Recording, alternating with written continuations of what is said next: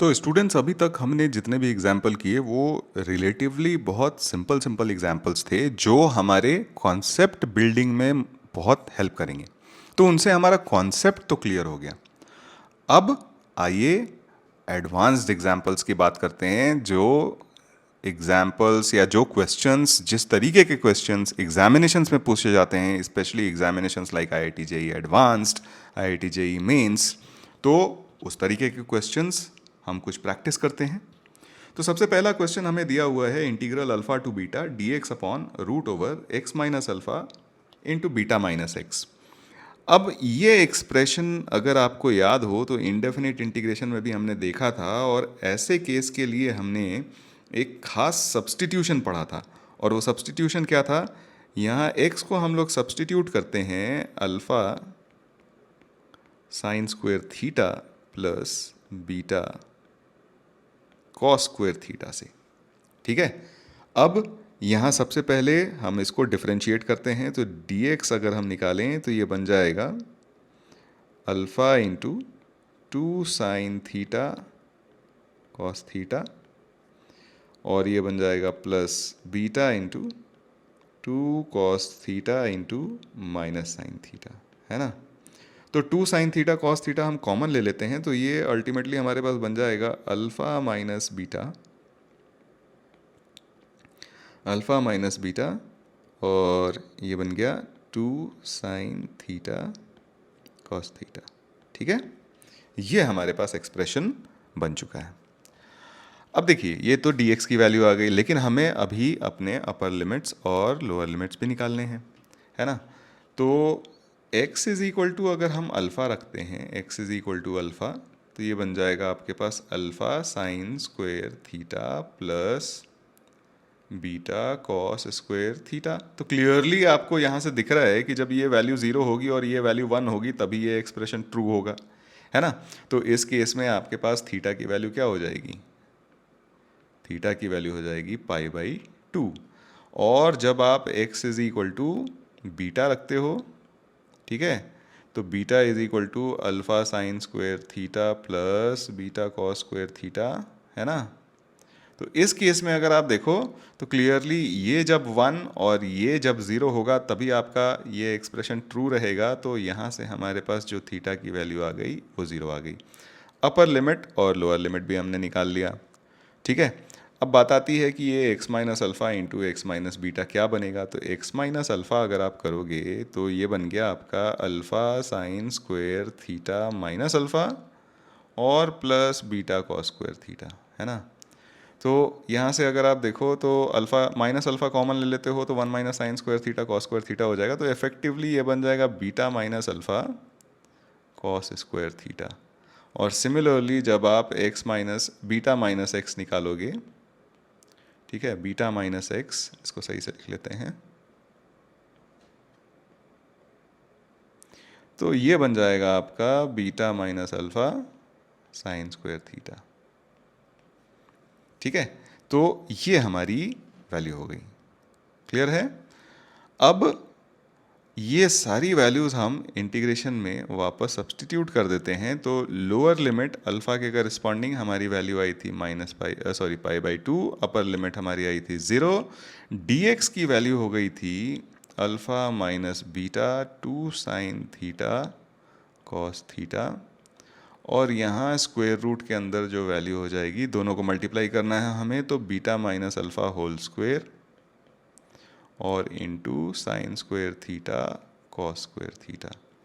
ठीक है, क्वेश्चन में अगर हमें दिया रहे कि बीटा ग्रेटर देन अल्फ़ा तो हमें मॉडुलस की ज़रूरत नहीं लगेगी। अगर बीटा और अल्फ़ा के बीच में रिलेशन नहीं दिया हुआ होगा तो हमें मॉडुलस यूज़ करना पड़ेगा, है ना। तो चलिए, अब ये वैल्यू हो गई आपकी पाई बाई टू से ज़ीरो। अब ये आपका आएगा alpha minus beta two sine theta cos theta, और डिनोमिनेटर में आपका बन गया बीटा माइनस अल्फ़ा, है ना, साइन थीटा कॉस थीटा। अब ये साइन थीटा कॉस थीटा तो हमारे पास चल गया, यहाँ डी थीटा भी होगा, यहाँ भी डी थीटा होगा, तो ये दोनों कैंसिल आउट हो गए, अल्फ़ा बीटा भी कैंसिल आउट होके आपके पास माइनस वन बन जाएगा। तो minus twice zero to minus twice pi by two to 0 d theta बन गया, तो ये बन गया माइनस ट्वाइस थीटा। लिमिट आप डालने वाले हो पाई बाई टू टू 0, तो फाइनल आंसर आपका बन जाएगा पाई। ठीक है, तो यहाँ पे मेहनत क्या थी या फिर जो मेन कॉन्सेप्ट क्या था, वो आपको ये ध्यान में रखना था कि आपको सब्स्टिट्यूट क्या करना है। ठीक है, आइए सेकंड एग्जाम्पल देखते हैं। नेक्स्ट एग्जाम्पल में हमारे पास दिया हुआ है 0 से 1/2 d x upon 1 minus two x square और root over 1 minus x square. अब यहाँ पे भी हमें क्लियर है कि जब भी हमारे पास root over 1 minus x square होता है, एक्स को या तो कॉस थीटा या फिर साइन थीटा सब्सटीट्यूट कर लेते हैं। तो हम यहाँ पे सब्सटीट्यूट करेंगे x is equal to sine theta, है ना। तो यहाँ से d x is equal to हो जाएगा cos theta d theta.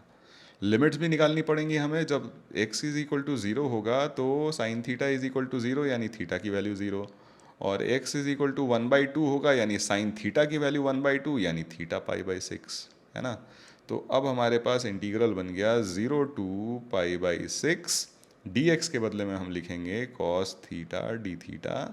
Denominator हो गया हमारा 1 minus two sine square theta, और root over 1 minus sine square theta cos theta होता है, तो कॉस स्क्वायर थीटा होता है, तो स्क्वायर रूट से कॉस थीटा बाहर आएगा और ये हो गया कैंसिल।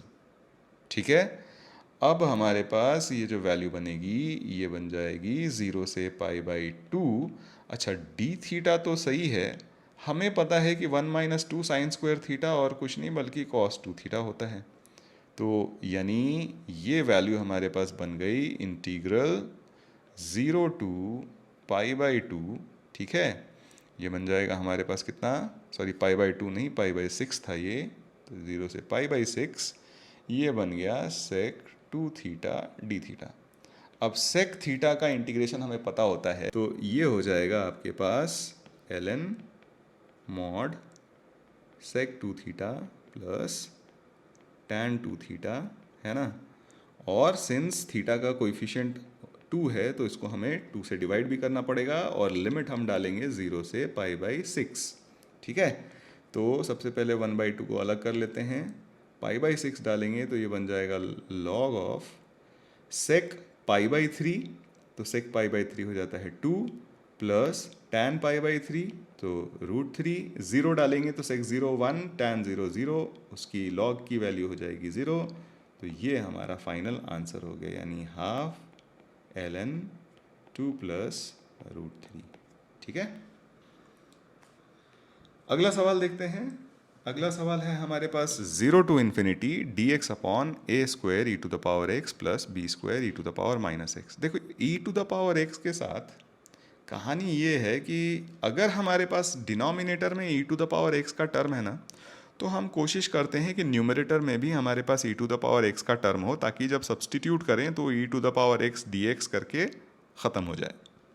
तो हम यहाँ पे क्या करते हैं कि पहले थोड़ा सा इसको इस तरीके से मॉडिफाई करते हैं। तो e to the power x से ऊपर नीचे न्यूमरेटर और डिनोमिनेटर को मल्टीप्लाई कर देते हैं, तो ये बन गया e to the power x d x. और डिनोमिनेटर को मैं ऐसे लिख लेता हूँ b square plus a e to the power x का होल स्क्वायर। ठीक है, अब हम यहाँ से क्या करें कि e to the power x या फिर a e to the power x को टी मान लेते हैं, तो ये बन जाएगा a e to the power x d x is equal to d t, यानी e to the power x d x की वैल्यू हो गई 1/a डी टी।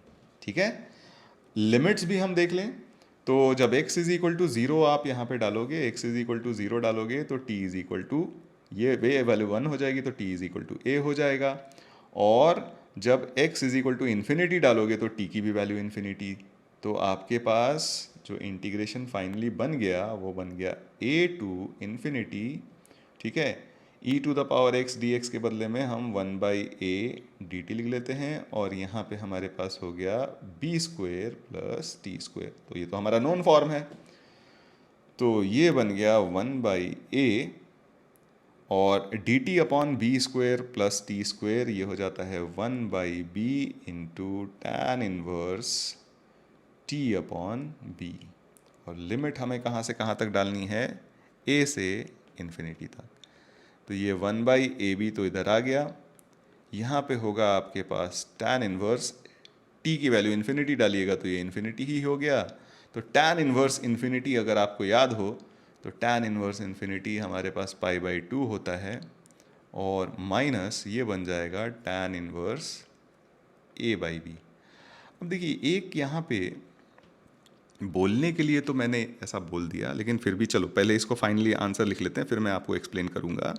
तो ये बन गया 1/AB। हमें पता है कि π/2 माइनस tan इनवर्स थीटा क्या हो जाता है, कॉट इनवर्स थीटा। तो ये हो जाएगा कॉट इनवर्स a/b, और ये हमारा फाइनल आंसर हो जाएगा।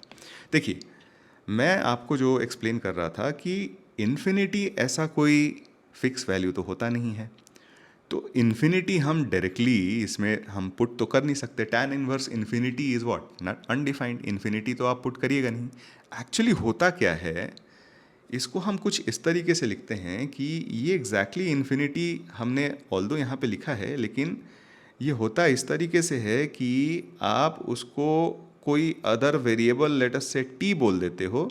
यानी आप लिखते हो कुछ इस तरीके से कि tan इनवर्स t/b, चलो, और इसको मैं कुछ वेरिएबल लेटस से z बोल देता हूँ और इसको a बोल देता हूँ, और ये लिमिट जो होता है ना z, ये z अप्रोचेस टू इन्फिनिटी होता है। ठीक है, तो एक्चुअली हम लिमिटिंग वैल्यू निकालने की कोशिश कर रहे हैं। एग्जैक्ट इन्फिनिटी पे tan इनवर्स इन्फिनिटी की वैल्यू नहीं निकाल रहे हैं, हम ये निकाल रहे हैं कि tan इनवर्स के अंदर जो आर्ग्यूमेंट है अगर वो इन्फिनिटी पे अप्रोच कर रहा है तो उस समय tan इनवर्स की वैल्यू क्या होगी, है ना। तो ये ध्यान में रखेंगे, हम कंफ्यूज नहीं होंगे कि हम डायरेक्टली इन्फिनिटी पे वो वैल्यू नहीं निकाल रहे हैं, हम उसकी लिमिटिंग वैल्यू निकाल रहे हैं। ठीक है, तो ये हमारा आंसर हो जाएगा। अगला सवाल है हमारे पास 0 to π/2 dx/1 + 4 cot square x। ठीक है, अब यहाँ भी सब्सटीट्यूशन हम लोग करते हैं और मान लेते हैं कि cot x = t। ठीक है, यहाँ से डिफ्रेंशिएट करेंगे तो ये बन जाएगा minus cosec square x dx = dt। अच्छा, कॉसेक स्क्वायर x होता है क्या, हमारे पास 1 + cot स्क्वायर x। तो आप चाहो तो इसको ऐसे लिख सकते हो dx = -dt, और कॉसेक स्क्वायर x के बदले में हम 1 + cot स्क्वायर x लिखेंगे, और cot x की वैल्यू t थी तो इसको मैं 1 + t² लिख देता हूँ। ठीक है, ये अब हमें लिमिट्स भी निकालने हैं। तो जब x अप्रोचेस टू 0 तो cot x जो होगा ये कहाँ अप्रोच कर रहा होगा, इन्फिनिटी को, और जब x = π/2 होगा तो cot x क्या हो जाएगा, 0। यानी ये अब लिमिट हमारा बन जाएगा इन्फिनिटी टू 0, dx के बदले में लिखेंगे -dt/1 + t², और डिनोमिनेटर में हमारे पास 1 + 4t² पहले से है। ठीक है, अब यहाँ से आगे हम क्या करेंगे कि इसको पहले पार्शियल फ्रैक्शन में ब्रेक करेंगे। ठीक है, तो हम लिखेंगे इसको -∞ to 0। एक हमारा फ्रैक्शन आएगा 1 + t² जिसके डिनोमिनेटर में होगा, और एक फ्रैक्शन आएगा जिसके डिनोमिनेटर में 1 + 4t² होगा। तो यहाँ पे अगर हम 4 रखें तो ये बन जाएगा 4 + 4t², माइनस करेंगे तो 1 + तो यहाँ पे 1 रखते हैं, तो इफेक्टिवली हमारे पास ये बन जाएगा यहाँ पे -3/। ठीक है, तो हमें -3 से मल्टीप्लाई और डिवाइड करना पड़ेगा। तो एक काम करते हैं, हम -3 से डिवाइड कर देते हैं, तो ये 1/3 इस तरीके से एक्सप्रेशन आपका बन जाएगा। ठीक है, पार्शियल फ्रैक्शन, आप पार्शियल फ्रैक्शन बिल्कुल लगा सकते हैं। आपको याद होगा इंडेफिनिट इंटीग्रेशन में हमने बहुत डिटेल में ये चीज़ें पढ़ी थी। ठीक है, तो अब हमारे पास हो गया, ये तो स्टैंडर्ड फॉर्म आ गए हमारे पास। तो 1/3 dt/1 + t² हमारे पास कितना हो जाता है, tan inverse t - 4 times of tan inverse, ये 2t² है तो 2t, और t का कोएफिशिएंट 2 है तो उससे डिवाइड करना पड़ेगा। लिमिट है हमारा इन्फिनिटी टू 0। 0 डालेंगे तो दोनों वैल्यू 0 है ना, और इन्फिनिटी डालेंगे, एग्जैक्टली नहीं डाल रहे, a value which is very very large, उस पर हम tan इनवर्स की वैल्यू निकालने की कोशिश कर रहे हैं। तो ये क्या हो जाएगा, π/2 -2 into π/2 with a negative sign, क्योंकि 0 पे तो वैल्यू हमारी 0 आ चुकी थी, तो ये माइनस साइन के साथ आएगा, तो -1/3। तो इफेक्टिवली देखिए तो ये बन गया हमारे पास π/6। ये आंसर हमारा कितना हो जाएगा, π/6। ठीक है।